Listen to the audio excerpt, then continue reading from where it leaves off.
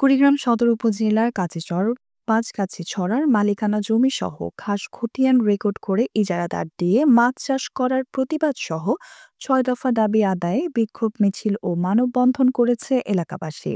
শুক্রবার সকাল ১১টার দিকে রাষ্ট্র সংস্করণ কৃষক আন্দোলন গোদাদহ ইউনিয়ন শাখার উদ্যোগে একটি বিক্ষোভ মিছিল আলেয়া বাজার সড়ক প্রদক্ষিণ করে পাঁচগাছি ছড়ার সামনে এসে শেষ হয়।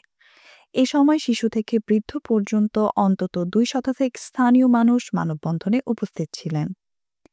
বক্তারা বলেন, আমাদের মালিকানা জমি খাস খতিয়ান রেকর্ড করে অন্যায়ভাবে জুলুম করে ইজারাদার দিয়ে মাছ চাষ করা হচ্ছে। আমরা আমাদের জমির রেকর্ড সংশোধন চাই।